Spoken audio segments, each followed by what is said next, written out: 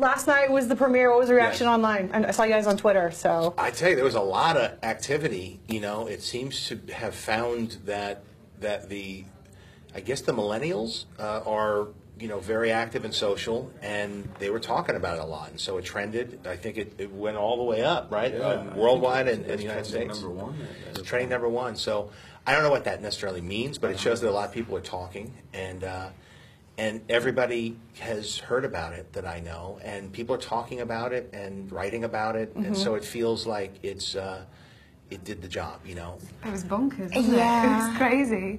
It was so positive. Yeah. I was telling her, like, last night I was up till about 1 a.m. just answering and just reading out all of the positive feedback. It's almost like having your baby born. It's like after all this hard work, after about a year waiting, suddenly it just comes out to the world, and it's, you know, it's beautiful when it's so positive and when people really like it. Shannara was actually trending #1 on Twitter there for quite some time. So, you know, we had a great response, obviously, you know, through our Twitter fans.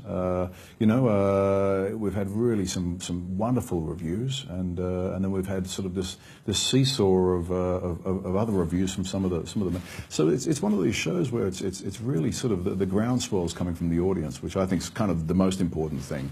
You know, having been in Spartacus as well, you know, when you do these, when you're with a network that's not known to provide, you know, that level of drama to an audience, you know, you're obviously going to go through the X-ray machine, and that's the same with this show. But it's always exciting to be part of the crew of this spaceship that's about to land on a new planet, you know, and moving with MTV in this very bold move is just that. We made it, but there's so much content out there now, and there's so much good content, and so Yeah, much there television and film and online and new media.